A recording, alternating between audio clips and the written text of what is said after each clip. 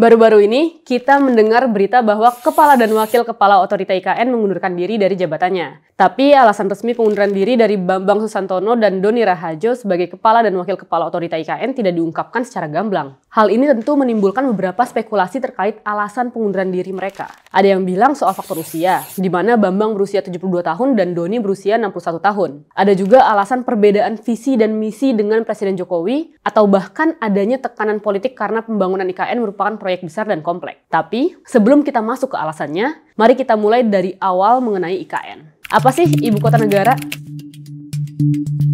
Jadi, buat teman nalar yang belum tahu bahwa ibu kota negara atau IKN akan menjadi ibu kota baru Indonesia yang terletak di Provinsi Kalimantan Timur, tepatnya di Kabupaten Kutai Kartanegara dan Kabupaten Penajam Pasir Utara. Pemerintahan IKN Nusantara sendiri berbentuk wilayah administrasi khusus yang dikepalai oleh Kepala Otorita, di mana Kepala Otorita ini berkedudukan setingkat dengan menteri, serta ditunjuk, diangkat, dan diberhentikan langsung oleh Presiden setelah berkonsultasi dengan DPR. Lalu, sejauh mana wewenang Otorita IKN?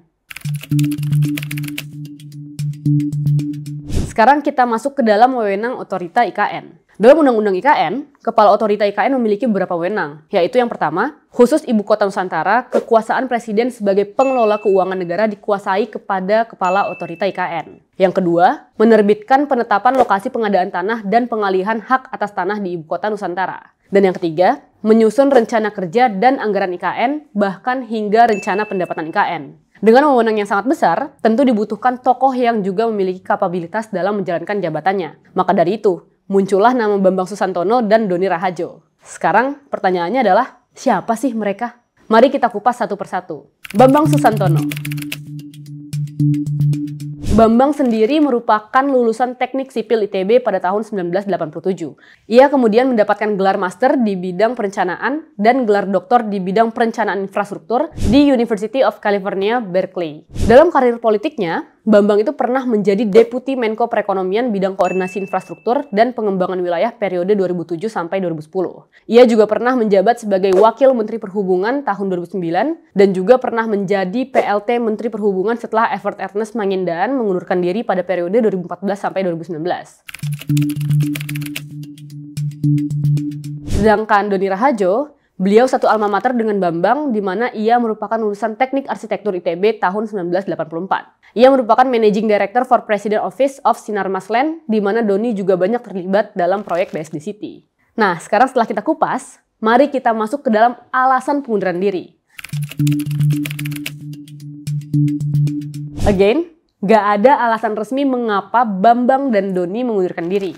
Tapi isu yang tersebar paling kuat adalah karena kegagalan Bambang dan Doni untuk memenuhi target perkembangan IKN sesuai keinginan Pak Jokowi. Mengutip dari anggota Komisi 5 DPR RI Suryadi Jayapurnama, ia mengatakan jika mengacu pada RPJMN 2020-2024, perkembangan IKN itu memang masih jauh dari target baik dari fisik maupun finansial. Sejak 2023 hingga Januari 2024, investasi yang masuk ke IKN itu baru 47,5 triliun. Sedangkan yang ditargetkan itu adalah sekitar 100 triliun hingga akhir tahun ini. Tentu dengan pergantian pemain di Otorita IKN itu dapat menimbulkan dampak positif dan negatif. Positifnya ya, ada pembaharuan. Tapi dampak negatifnya adalah hal ini dapat menimbulkan kepercayaan para investor menjadi menurun. Yang menjadi menarik adalah beredar pesan WhatsApp mengenai isi rapat pimpinan terakhir Otorita IKN pada 27 Mei 2024 lalu. Dalam rapat pimpinan tersebut, Bambang mengumpulkan sederet deputi Otorita dan menyampaikan pesan terakhirnya, di mana ia mengatakan agar Otorita IKN dapat berpihak kepada masyarakat. Cintai masyarakat sepaku sebagai warga yang hidupnya harus lebih baik dengan prinsip-prinsip universal seperti perlindungan lingkungan hidup dan tata ruang. Apakah selama ini beliau selalu dapat tekanan untuk tidak berpihak pada masyarakat? Nggak ada yang tahu. Namun kalau kita menelisik terkait politik perkotaan, Alan Harding dalam bukunya Elite Theory and Growth Machine mengatakan bahwa masalah dalam pembangunan kota adalah terkait ketiadaan partisipasi kelompok masyarakat. Studi yang berkaitan dengan wilayah seharusnya selalu berkaitan dengan komunitas atau kelompok masyarakat yang tinggal di sekitar. Karena apa? Karena mereka telah memiliki ikatan tertentu yang dapat menentukan pengambilan kebijakan. Tapi sayangnya, peranan penting yang seharusnya ada ini menjadi tidak signifikan akibat kekuasaan elit yang besar dalam pembentukan dan pengambilan kebijakan. Gimana kalau menurut teman-teman? Kira-kira apa sih alasan sebenarnya Kepala Otorita IKN dan wakilnya mundur secara serentak? Apakah karena faktor tekanan politik dan perbedaan visi misi? Atau karena faktor personal? Coba komen di kolom komentar ya.